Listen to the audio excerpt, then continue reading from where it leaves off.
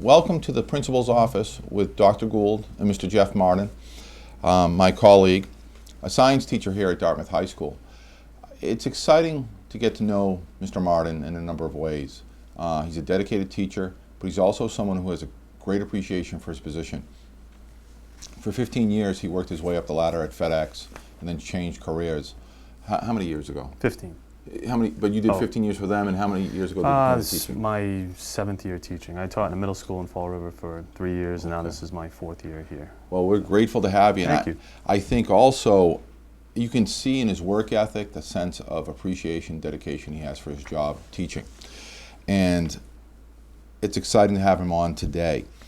I want to ask him to try to talk to me about what he teaches. And he does a lot of hands-on projects. Mr. Martin, could you talk to us about that a little bit, please? My first class I teach is an Engineering 1 class. This basically it replaces the old wood shop here at the high school, and to have more students in it, we brand it under the Engineering 1. Okay. And then you can go to Engineering 2 and Engineering 3. So basically, the students get a taste of different hand tools, drills, saws, some basic knowledge of those tools, and then we send them on to the higher level engineering classes. So. Excellent. Now, specifically in our pre-conference, we're talking about how your architectural class tackles renewable energy. Okay. Can you speak to us a little bit about that? So about a year ago, I did a class through BCC on renewable energies of different sorts, and we toured different facilities. There's one in Warren. They manufactured wind turbine blades. Okay. I worked with Beaumont Solar in New Bedford, and I did an externship over the summer where we toured various ground arrays, rooftop arrays.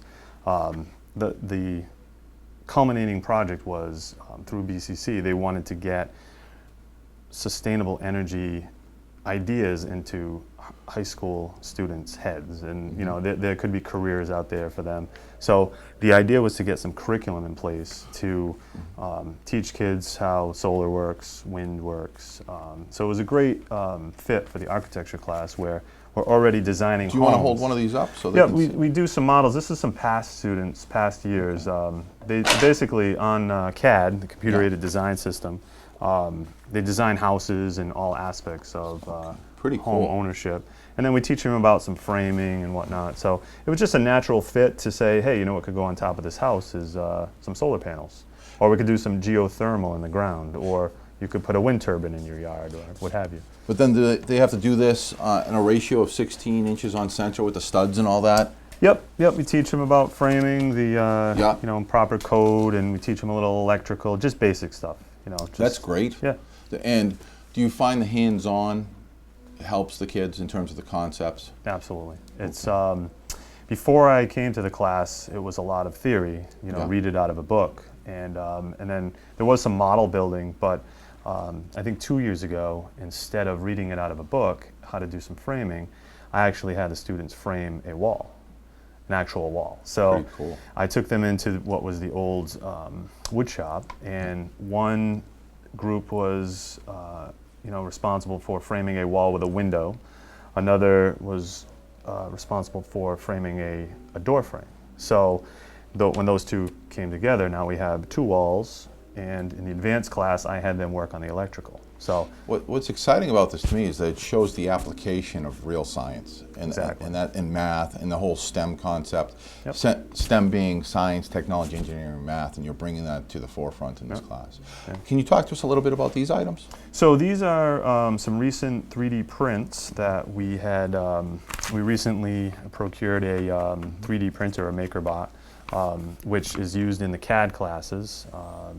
The students start out with AutoCAD, which is a 2-dimensional software, and then they move into SolidWorks, which is 3-dimensional design. So after they design, this was a student, Elizabeth Mayo, she made a Lego guy. One of my projects is they have to make each piece of the Lego man, and then we 3D printed this guy, and then we stuck them together. Now, I've seen the 3D printer, but maybe for someone who hasn't, can you describe the process? A 3D printer it's about the size of a toaster oven, and it has a build area, and uses extruded plastic to build up on a platform, and as the extruder puts down the plastic, Yeah. the platform moves down.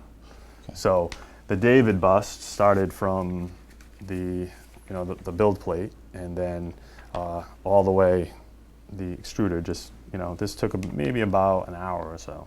Okay. If you want to see that there. Okay. So pretty good detail, So And you it's- gave me a keychain earlier. There was Yep. the Dartmouth High Indian. You gave me an Abraham Lincoln bust. Very impressive. Yep. And it's almost like, it's almost like you have an image on the screen, right? Mm-hmm. And then the 3D printer produces that Yep. by grading. Would that be the accurate term?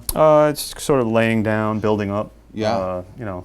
Putting down the plastic, and basic engineering concept is rapid prototyping. So if you wanted to see something before, if it fits, before you actually go and produce it or manufacture it, you can actually test the tolerances and what have you. So, And I think that falls under the category of 21st century skills Yeah. that we're trying to teach our students. Yeah. Pretty exciting stuff. Yep.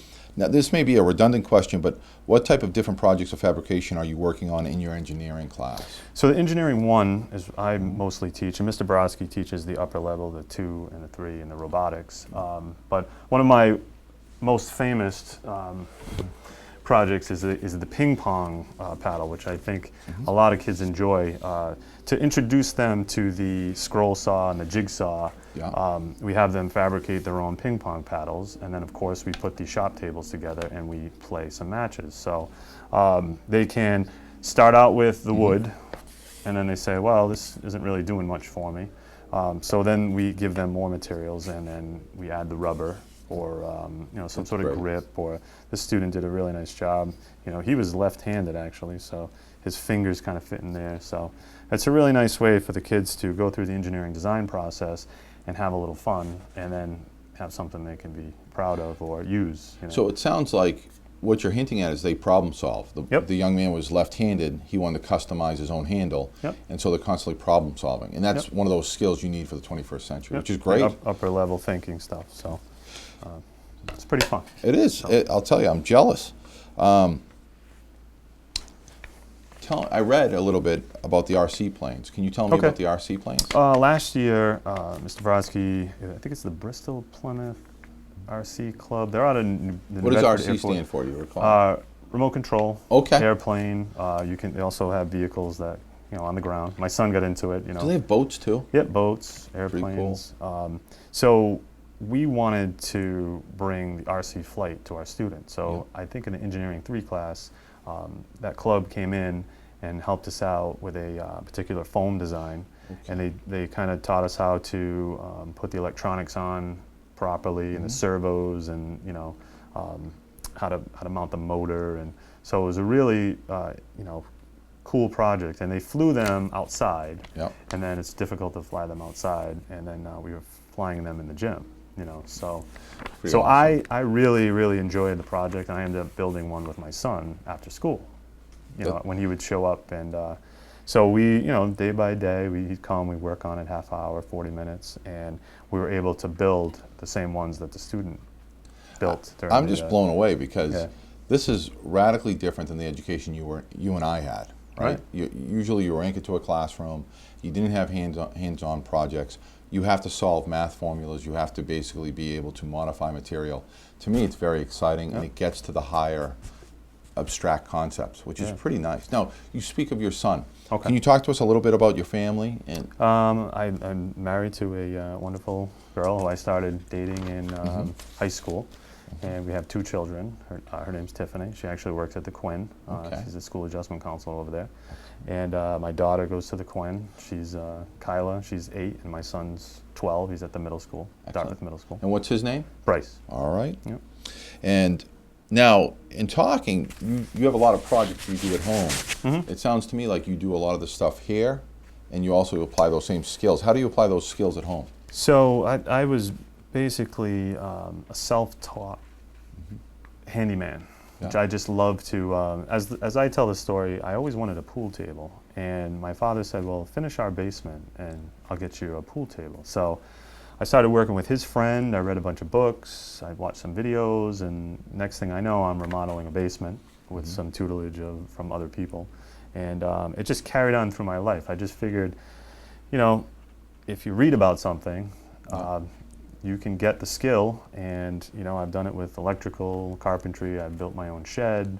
I've tiled my own floors, hardwood floors. So I really love doing that stuff outside of school. And then I like when kids are able to learn those skills inside of school, whatever I can share with them. And I'm just passionate about having them pick up those skills that I think that are kind of lost from that wood shop kind of dying in school. You know, remember that lamp you made, or the I still have the table I made with the steel rods and the tile. Yep. But what's exciting to me is that this appeals to a variety of learning skills, like Howard Gardner's multiple intelligences, or Cobb's intelligence inventory or learning inventory. And there's something for everyone here at this comprehensive high school known as Dartmouth High School. Yep. Yes, there's traditional chalk and talk sometimes, but there's also hands-on. Which is important. I believe that, you know, I learned, you know, Yes. I took notes and, you know, outlined and took tests, and that stuff I believe is a lost art maybe. Yeah. But to apply that math, and I see a lot of that in my students, you're taking out protractors and squares, and they want to get the proper angles, and they learn that from their math teachers, and they learn reading comprehension from their English teachers, which I salute. They have all the pressure in the world, and I salute that, and they're And your important. class benefits from that. And I benefit. They come in and they want to apply that stuff. But it shows how we're interconnected. Yep. It also shows here that there's something for everyone here at Dartmouth High School. And I'm just grateful to have you here, Mr. Martin. Thank you for appearing today on the All show. right. Thank you very much. You're Thanks welcome. for having me. You're welcome. All right. Thank you for joining us tonight. And if you have any questions, give us a call, or you want to talk to Mr. Martin about his class, feel free to leave him a message here at Dartmouth High School. Thank you.